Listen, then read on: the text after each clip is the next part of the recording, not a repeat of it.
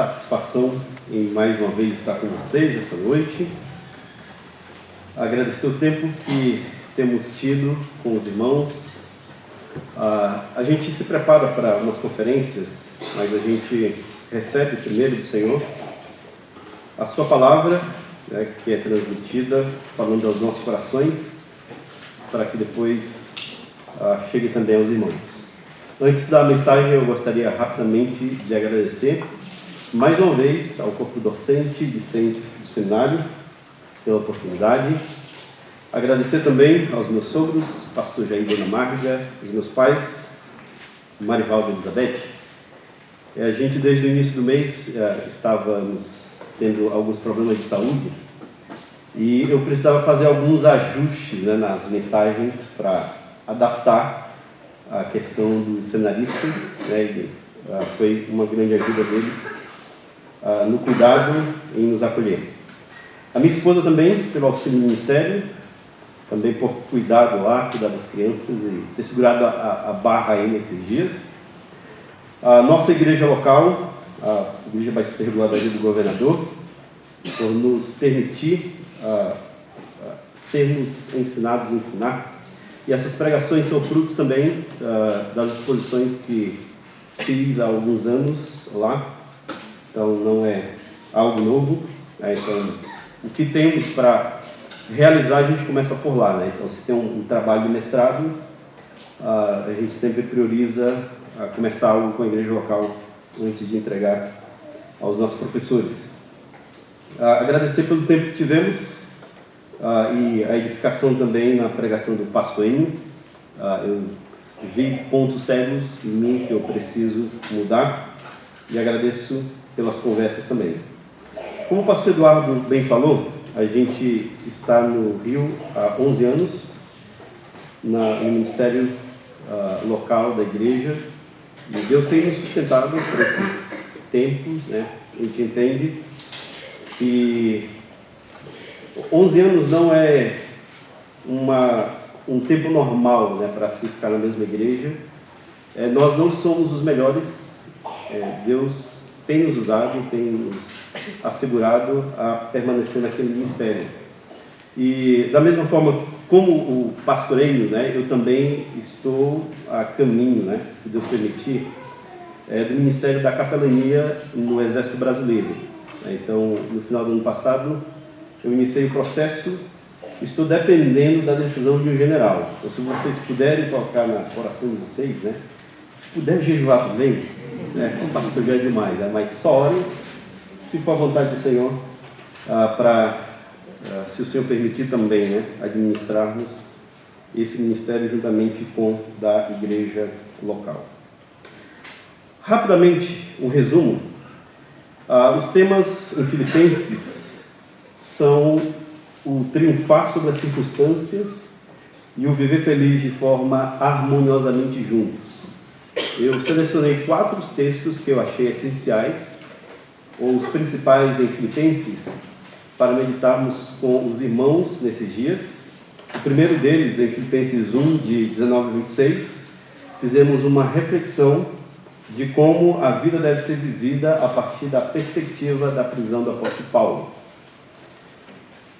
No segundo dia, ou na segunda pregação, no capítulo 3, dos versos de 1 a 11, nós somos chamados a avaliar a nossa vida à luz da justiça de Cristo, a fim de que a nossa confiança seja ou esteja no Senhor e não naquilo que podemos produzir. Hoje pela manhã, no capítulo 4 de 1 a 9, nós fomos exortados a trabalhar juntos em meio às dificuldades que surgirão entre nós, mantendo alegria, moderação, na certeza que Deus está perto, sem preocupações, sem ansiedade. E agora no capítulo 2, os versos de 1 a 11, eu vou convidá-los a irem para lá. Aqui nós somos chamados a ter o mesmo sentimento que houve no Senhor Jesus, para que a nossa unidade e trabalho mútuo reflitam na nossa confissão cristã. Filipenses capítulo 2, os versos de 1 a 11, diz o seguinte: Portanto, se há em Cristo alguma exortação, alguma consolação de amor, alguma comunhão do Espírito, se há qualquer sentimento profundo ou compaixão, completai a minha alegria, para que tenhais o mesmo modo de pensar, o mesmo amor, o mesmo ânimo, pensando a mesma coisa. Não façais nada por rivalidade nem por orgulho, mas por humildade, e assim cada um considere os outros superiores a si mesmo. Cada um não se preocupe somente com o que é seu, mas também com o que é dos outros. Tende em vós o mesmo sentimento que houve em Cristo Jesus, que existindo em forma de Deus, não considerou o fato de ser igual a Deus, algo a que devesse se apegar, mas, pelo contrário, esvaziou a si mesmo, assumindo a forma de servo e fazendo-se semelhante aos homens. Assim, na forma de homem, humilhou a si mesmo, sendo obediente até a morte e morte de cruz.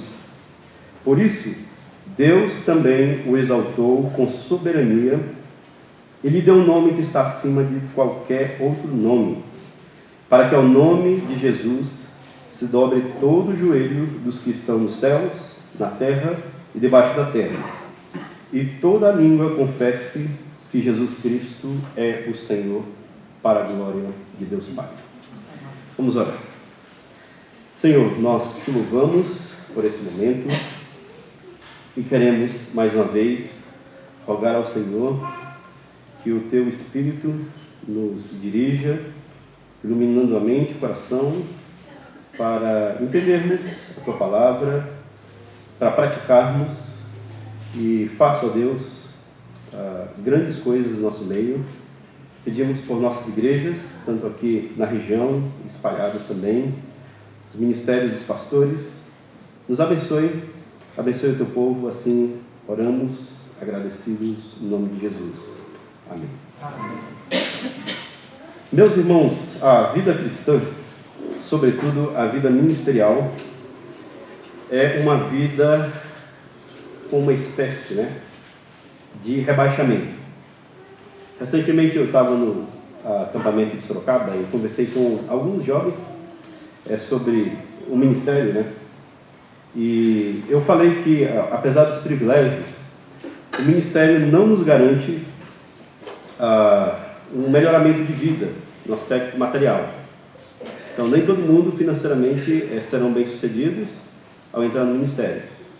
Então, se alguém tem uma motivação de ser pastor, ou ser pastora, não existe pastora, ser missionária, com a motivação de lucrar, não são os batistas regulares, Pode ir na igreja do Valdomiro, do Macedo, talvez seja lá o seu local. Mas a vida cristã não é uma vida para aqueles que querem o conforto, querem uma vida melhor. Nós temos uma vida melhor, temos os privilégios, já materialmente, os privilégios espiritualmente também da parte do Senhor. Mas muitos de nós precisaremos deixar os nossos confortos, precisaremos deixar e renunciar algo a fim de combater, estar à frente na linha do reino de Jesus Cristo. Com isso, eu lembro de duas situações, uma jovem e uma família, que fizeram isso quando eu era jovem. A primeira delas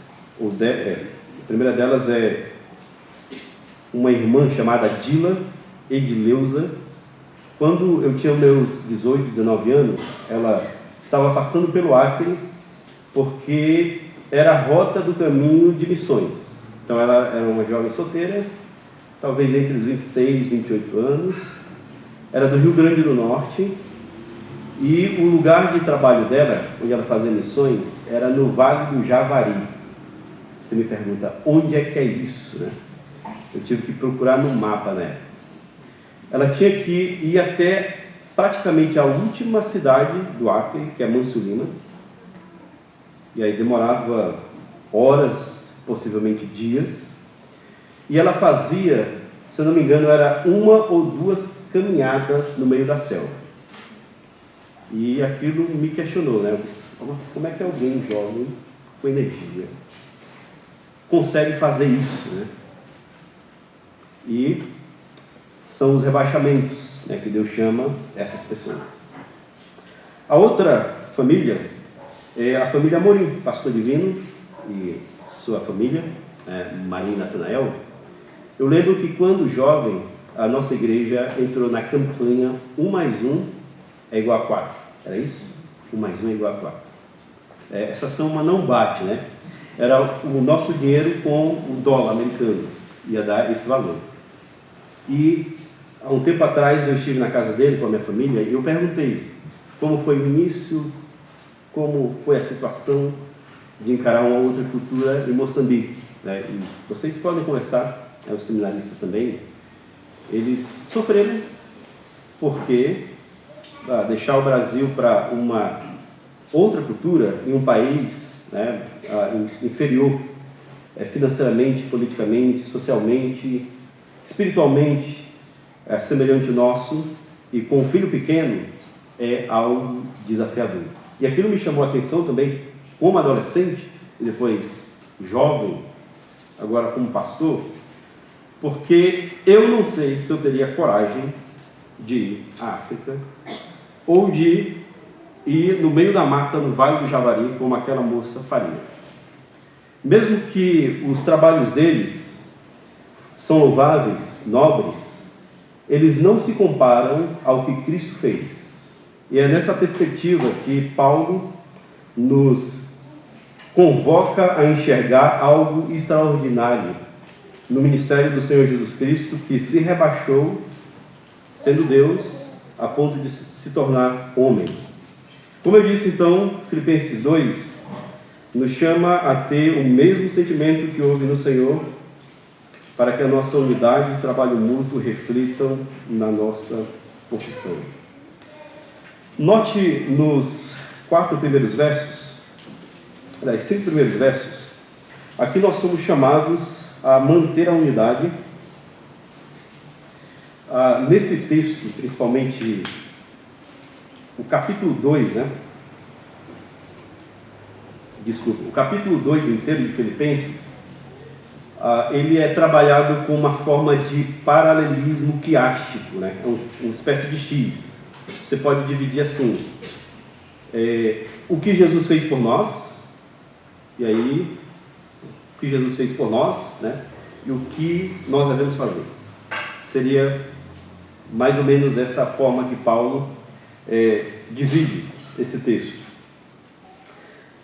Aqui então nós somos chamados a manter a unidade usando as virtudes do Espírito. Mais uma vez, se você esteve hoje de manhã, note que ele sempre coloca essa locução, em Cristo ou no Senhor, como algo de lembrete aos filipenses. É importante porque o nosso trabalho, se ele não for feito no Senhor, a gente faz no automático ou faz para os homens. Então, é necessário também, quando a gente cultiva as virtudes ou coloca em prática, a gente tenha o pensamento que o Senhor está presente.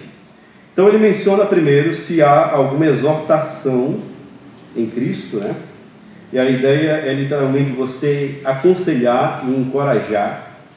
Você não encoraja na sua própria experiência, mas você tem que ter Cristo como algo. Depois ele fala a consolação de amor. Você conta a história, faz conversação, tendo amor, tendo Cristo como algo. Hoje de manhã eu falei sobre o cristão e o esperança, lá no país sonolento. Eles conversavam para não dormir a respeito da obra de Jesus. Ele menciona a comunhão do Espírito, e essa comunhão é algo que nós temos dentro de nós para manter essa unidade.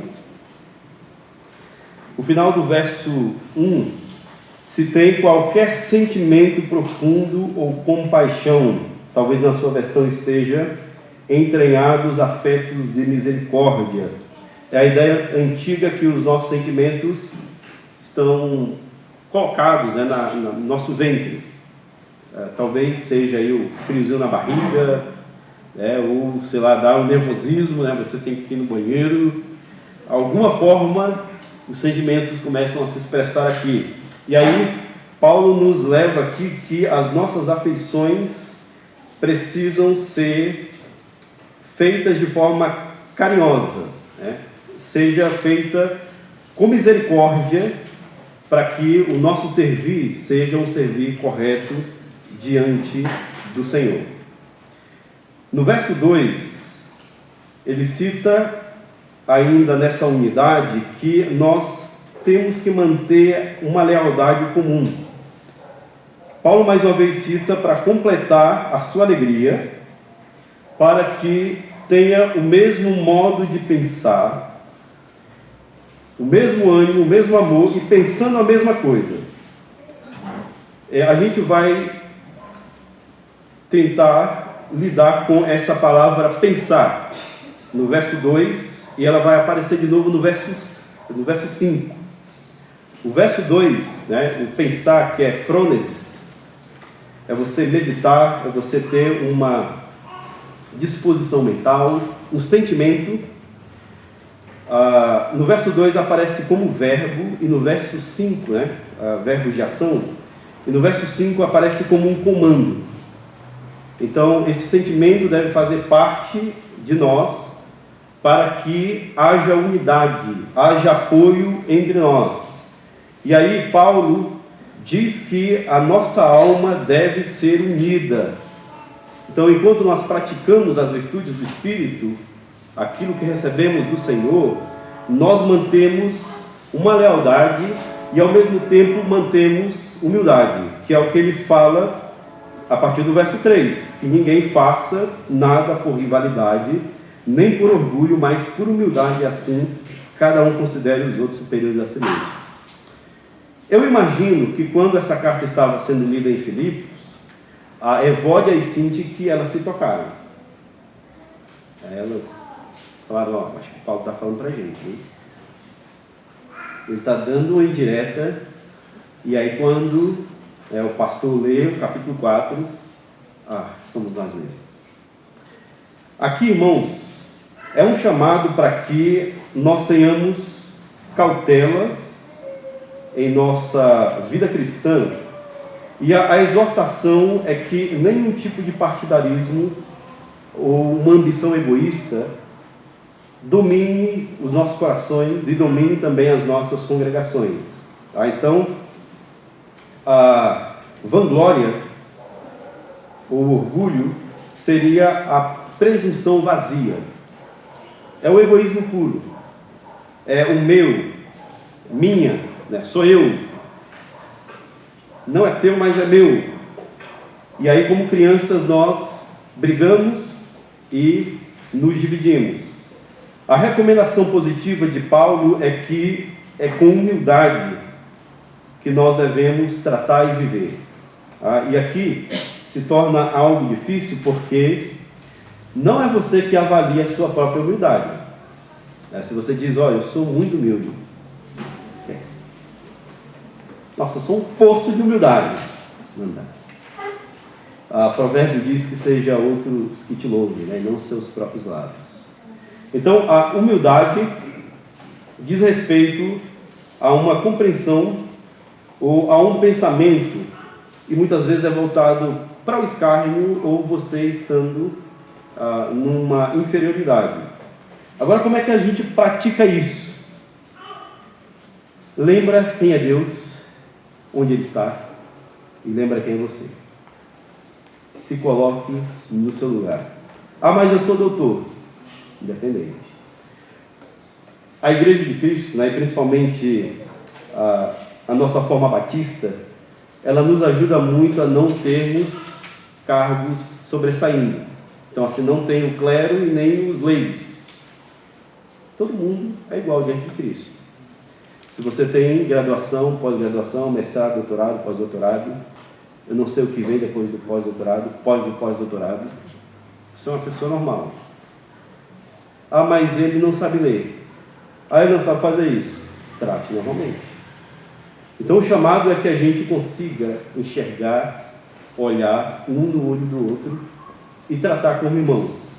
Então, diante de Cristo, no final, não vai valer os nossos diplomas, o que temos de conhecimento, o que conseguimos fazer na prática, e isso deve ser levado também a praticarmos numa questão prática, doutrinária, porque se somos controlados pelo Espírito, nós saberemos lidar, né? Saber ouvir, saber expressar, saber que o que nós vamos brigar não é meu, Deus é o dono.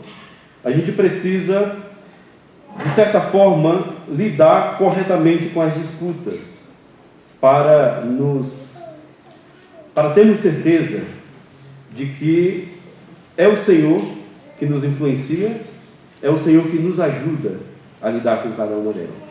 Tá? Então, como pastor, eu trato os membros normal, converso. Se eles querem conversar com profundidade, eu tento. Se for simples, eu também tento. Se eles me chamam para comer um ovo, né, Cláudia? Eu vou. Uma farofinha, não tem nenhum problema. Quero te levar num lugar chique, né? Vamos. Não tem nenhum problema, não. Recebo, né? Irmãos, essa questão, ela se trata de muita importância, porque Paulo nos leva a nos colocarmos numa posição. Então você não se preocupa com o que é seu, mas você se preocupa também com o que é dos outros, né? Então seria mais ou menos assim: você coloca os outros como prioridade, você ouve, e você se coloca por último. Então assim, na fila você seria o 49º. Mas é difícil porque a gente não deixa ficar na inferioridade. A gente quer sempre os primeiros lugares, a nossa voz deve ser ouvida, o nosso pensamento e a nossa tese é melhor, mas precisamos desenvolver a humildade. E ela se desenvolve com as virtudes do Espírito trabalhando em nós, o Senhor nos moldando, o Senhor nos auxiliando. Recentemente eu passei por uma leitura do Christopher Hall. Ele fala muito sobre os pais da igreja, e no início do capítulo da sua obra, lendo as escrituras com os pais da igreja, ele cita alguns estudiosos, e entre eles William Abraham. E a citação diz respeito a como o iluminismo tem moldado a nossa cultura teológica. Ele diz que as nossas atividades, elas foram influenciadas consideravelmente. Então, o iluminismo foi uma era de confiança na razão, vamos assim dizer, a razão sendo feita com autonomia. E se cada um pensa do seu jeito, há grandes efeitos sociais, culturais e religiosos. E ele afirma que todos os ocidentais, quer sejam conservadores ou liberais, eles têm uma paternidade, né, uma filiação, melhor dizendo, com o iluminismo. Em que sentido? O iluminismo trouxe a possibilidade de que você pensa por si só, você age por si só. Então, hoje tem a possibilidade de ter teólogos secularizados. Eles não lêem a Bíblia, eles não se aprofundam mais na devoção, na oração, eles são separados de uma individualidade e ao mesmo tempo chega para nós, né? Você, assim como no meu contexto, já percebeu que muitos crentes, eles passam a viver de uma forma autônoma, individual. Eles tentam seguir carreira solo na vida cristã. E é basicamente isso que ele menciona, que muitos crentes passam a viver do seu próprio jeito, porque os pastores também passaram a pensar do seu próprio jeito, e não com base na teologia, para o crescimento na vida cristã. Por que eu citei isso? Porque o nosso desafio é fazer com que não haja autonomia de pensamentos dentro da igreja, mas que sejamos unidos em prol de Cristo, em prol do seu reino. As virtudes devem ser usadas para que haja uma unidade, haja mantimento da comunhão cristã. Então, nas passagens que eu mencionei, os versos 2 e o verso 5 agora, ele fala agora em forma de mandamento para que nós tenhamos o mesmo sentimento que houve em Jesus Cristo. Então esse sentimento é o que ele vai tratar a partir do verso 6. Os estudiosos entendem que os versos de 6 a 11 eram um hino cristológico cantado na igreja primitiva. Não se sabe se foi Paulo o autor ou se já se cantava e ele apenas adicionou dentro da carta de Filipenses. Então no verso 5 nós temos o que é chamado de frônesis, o sentimento, e no verso 2 também. E a frônesis é o que ele nos chama a fazer. Eu vou adiantar. A frônesis seria sermos servos, como Jesus foi servo. E aí, dentro do contexto, o apóstolo Paulo, no verso 6, diz que Cristo, sendo Deus, ele não subsistiu, ou não considerou o fato de ser a Deus a que devesse apegar-se. Então, o Cristo que tem a forma de Deus, e essa forma alguns dizem que pode ser também traduzido como papel de Deus. Então ele tem forma de Deus, forma de homem e forma de servo. Ele sendo Deus, ele não julgou ou não considerou o fato de ser Deus e se apegar àquilo, mas ele então se rebaixa. Então aquele que tem toda a glória, que tem todo o poder, que é rei, ele se rebaixa aos homens. Você tem que voltar lá para as virtudes e lembrar porque a gente tem que praticar humildade e ser servo. Porque o nosso maior exemplo se rebaixou. E nós também conseguimos se rebaixar. Ele se humilha, os versos de 7 a 8. Aqui nós vemos a sua obra. Ele se esvazia, o que na teologia é chamado de kenosis. Ele faz isso assumindo a forma de servo e fazendo-se em semelhança aos homens. E o verso 8 diz que na forma de homem ele se humilhou, sendo obediente até a morte de cruz. Então esse Cristo que se torna servo nos leva a refletir que a sua ação, o seu ministério, foi uma ação real, concreta. Assim, não foi algo hipotético, não foi algo abstrato. Ele deixou a sua glória e se tornou como um de nós, como homem, habitou entre nós. Ele bebe da nossa água, ele come da nossa comida, não era igual, mas era de judeu. Ele pisou em lama, terra, e a gente muitas vezes não quer pisar em lama, em terra. Ele não andou de Uber, ele não tinha carro do ano, e nem carro de 20 anos atrás, mas ele viveu como nós. Essa é a ideia de que nós temos que tentar, ou fazer com que a teoria, ou a teologia e a prática, ela funcione. Porque assim, não basta eu dizer que vocês têm que ser humildes, cultivar as virtudes, se tornar como servo. Isso eu não faço, ou você como pastor, professor, não faz. A gente precisa de uma forma concreta executar isso. Seria a mesma forma de amar criança. Muitos de nós amam de forma abstrata. Muitos de nós falam com entusiasmo sobre educação infantil, amor à criança. Mas esse amor, ele muitas vezes pode estar só envolvido com teoria, profissionalismo. O amar diz respeito a gente conhecer as crianças.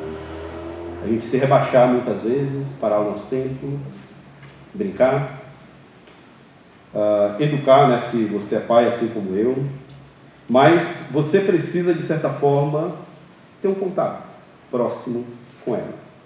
Em relação a Jesus, pensa que ele se tornou servo no sentido da palavra, no sentido restrito, alguém que se privou do que ele tinha e executou o seu ministério entre os homens.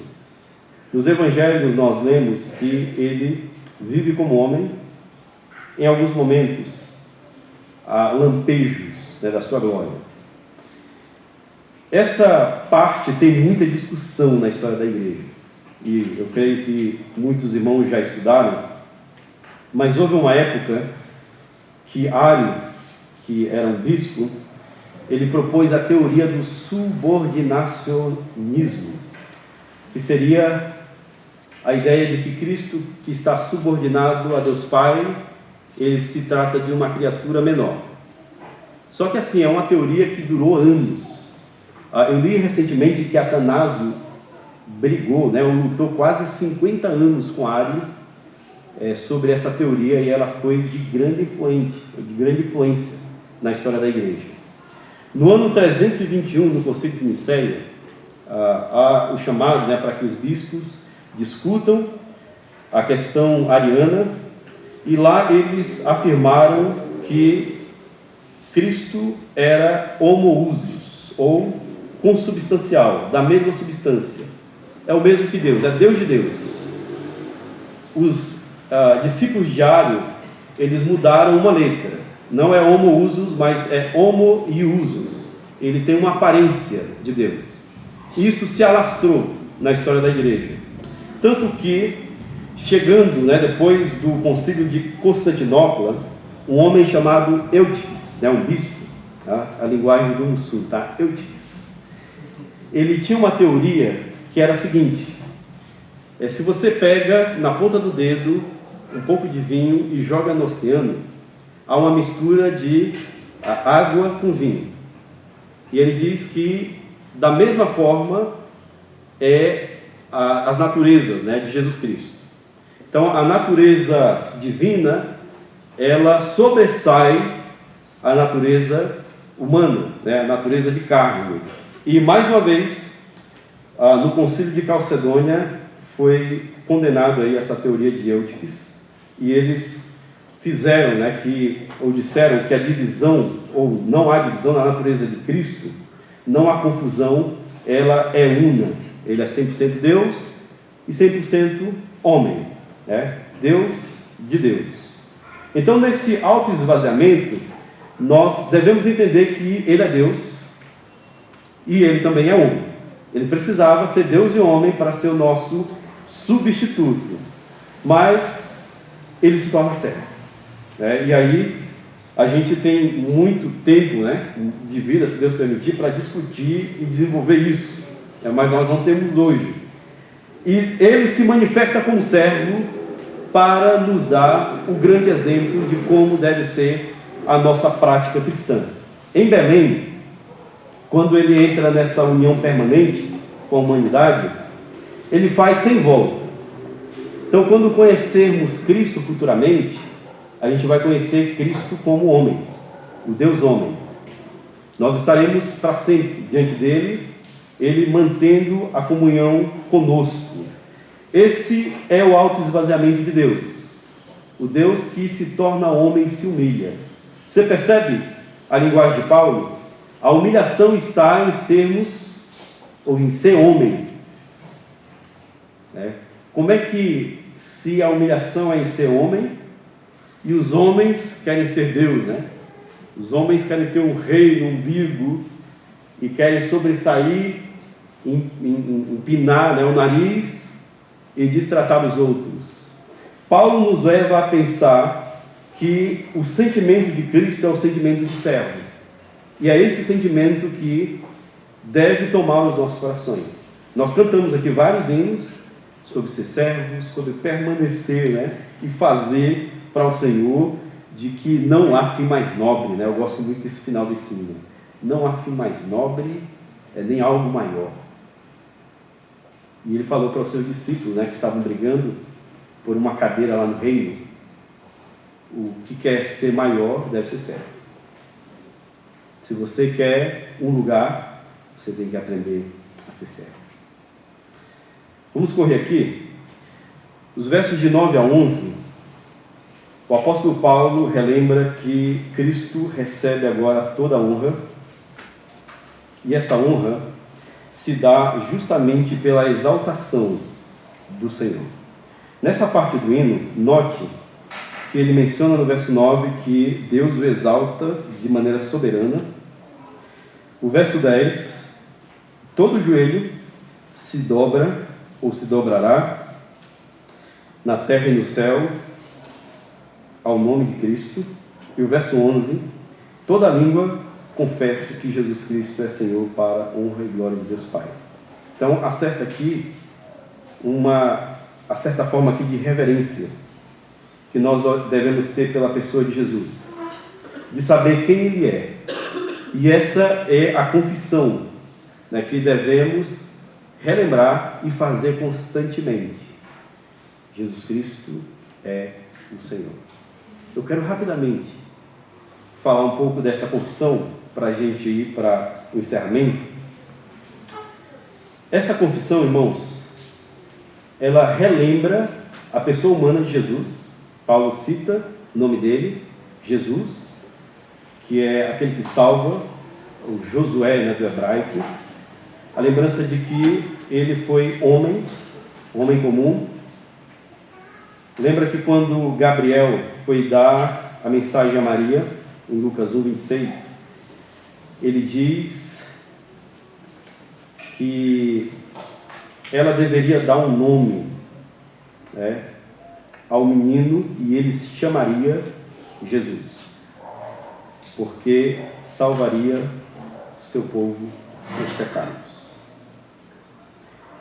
O outro termo que ele usa é Cristo.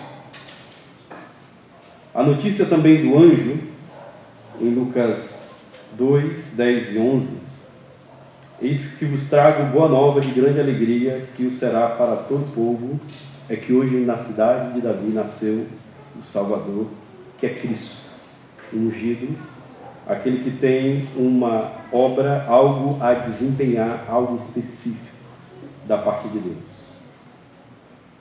E outro termo, Senhor.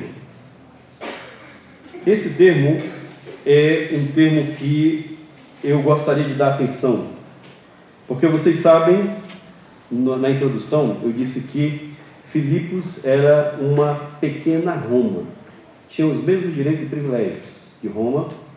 Inclusive, todos os cidadãos de Filipos, quando ela passa, né, por Otávio a ser colônia romana, eles têm uma placa com a gravação dos seus nomes.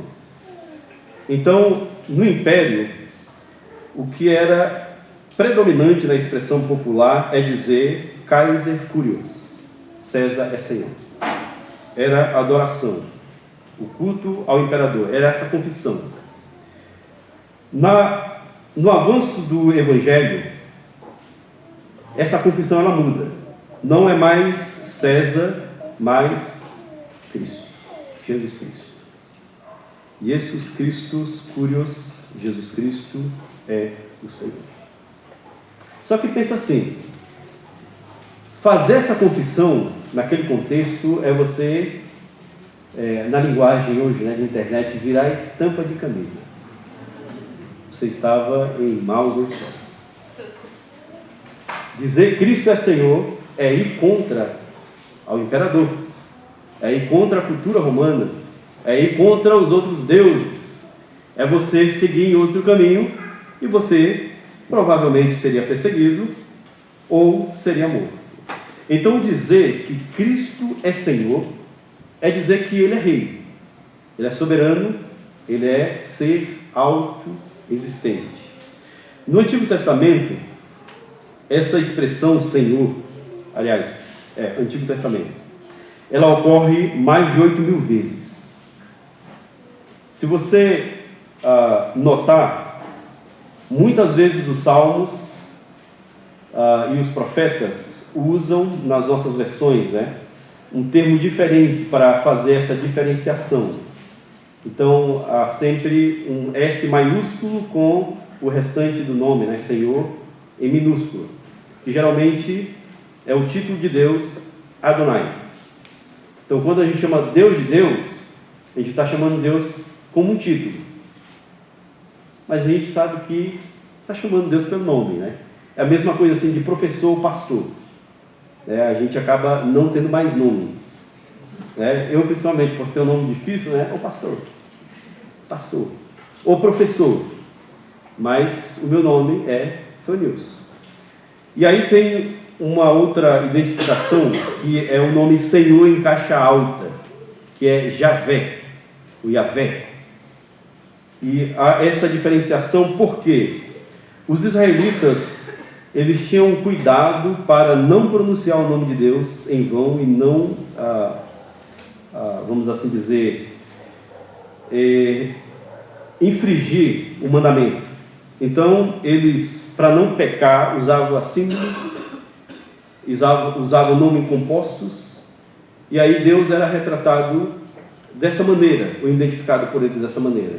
Mas em algum momento, eles usavam o nome de Deus como Senhor, como essa representação. Quando nós falamos que Jesus Cristo é Senhor, lembra que essa é a confissão que nós encaramos a vida, é a confissão pela qual uma pessoa pode ser salva, é a confissão que futuramente crentes incrédulos, pessoas piedosas e ímpias, elas vão ter que declarar diante de Deus. Elas vão ter os seus joelhos dobrados à força e elas vão ter que confessar o nome de Deus. Ele é Senhor. Essa confissão significa dizer que Ele triunfa. Essa confissão significa dizer que Ele governa, Ele tem o controle sobre tudo. Significa dizer que Ele triunfará de modo visível, porque todos irão ter que falar, ou louvar, ou vão ter que fazer essa confissão. É o Rei dos Reis, o Senhor dos Senhores. É o Deus que fez servo. E nós vamos reconhecê-lo como o Senhor das nossas vidas.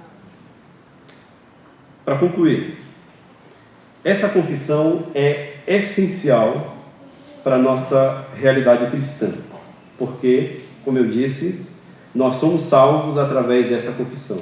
É o nosso Senhor e Salvador. É o reconhecimento público de que Ele é Deus. Paulo em Romanos diz: se com tua boca confessares Jesus como Senhor, e em teu coração creres que Deus o ressuscitou dentre os mortos, serás salvo. Confessar Cristo traz glória e louvor a Deus. A nossa forma de ter um relacionamento com Deus é pelos méritos de Cristo. Sem o Filho nós não conseguimos. Então a mediação se dá pela pessoa do Cristo, pela pessoa do nosso Senhor. Então é necessário que a nossa crença tenha Ele como o Senhor da nossa vida. E isso é essencial por conta daquilo que fazemos, tanto na nossa unidade cristã, quanto na nossa vida diante de Deus, de forma individual. Essa confissão também traz grandes consequências, ou grandes resultados. Aqueles que faz com arrependimento, eles passam da vida pela morte. Aliás, da morte para a vida. Eles saem do julgamento para o livramento. Eles têm os pecados perdoados. Eles não são mais culpados diante de Deus. Mas aqueles que não fazem essa confissão agora, eles terão que fazer forçadamente. E vão reconhecer o senhorio de Jesus. Alguém que confessa também que Jesus Cristo é Senhor, ele diz, ou significa dizer, que Ele também é Senhor da sua vida, da minha vida. Ele é Senhor dos seus pensamentos, das suas afeições, como mencionamos em alguns momentos nas pregações. Ele é o Senhor das suas decisões, da sua família, da sua vida, da sua igreja. E aí você percebe que nessa confissão Jesus Cristo é Senhor, não tem vaga para uma individualidade. Você pertence a Ele e você passa a viver pelos méritos, né, em torno da pessoa do Senhor. É Cristo, somente Cristo, a suficiência de Cristo, você vive para Ele. E aí a nossa escolha, né, e as nossas decisões não podem ser equilibradas, né, com o que nós queremos, com o que Deus quer. O que Deus diz e fala é prioridade. Eu sei que muitas vezes no nosso contexto de igreja as prioridades são mudadas, né? Alguns fazem corpo mole em servir em coisas básicas como cultuar, louvar a Deus ou desenvolver algum ministério, mas dizer que Cristo é Senhor é dizer que Ele manda na minha vida. Os meus pensamentos devem ser cativos, dominados pelo Senhor, seus desejos, sua vida. Então assim, não é a minha vida, não é a minha carreira, não é o meu ministério, é o ministério de Deus, o ministério de Cristo, é a causa de Cristo, é o reino de Cristo, é Cristo. Se você encara a vida assim, muitos problemas serão amenizados, né? E você também serão livres deles, porque você não briga mais para uma coisa sua, mas você lida e briga com as coisas de Cristo.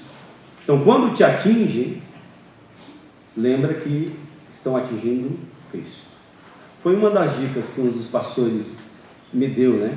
Sabiamente, pastor João. Muitas vezes nós pastores, né, e as esposas, nós somos flechados, somos apunhalados. E aí a gente precisa sair de nós e lembrar assim que quando eles fazem conosco, não é a mim, Flenilson, é a Cristo. Eles fazem a Cristo. A briga não é minha, é a Cristo. Se você serve a Cristo, é Cristo que vai resolver. Fique tranquilo. Só que isso não é nenhuma ideia, né, de que você não deva confrontar os problemas, de que você não deva ajustar as coisas. Você precisa, mas faça também lembrando no senhorio de Jesus Cristo. O que é Jesus para você? O que é Jesus para nós? Onde é que Ele entra nos seus projetos? O que nós cremos e falamos a respeito de Jesus? Que os nossos joelhos e os nossos corações, nossa mente, estejam dobrados e relembrando dessa confissão, rendidos a Ele. E essa confissão, ela será feita por nós em gratidão a esse grande ministério do Deus que se fez homem, fez servo, e Ele é Senhor para a glória de Deus Pai. Deus abençoe a sua vida, abençoe os seus ministérios, fiquem firmes. Mais uma vez, obrigado, pastor Eduardo, os pastores, professores, alunos, pela oportunidade. Pastor Eduardo pode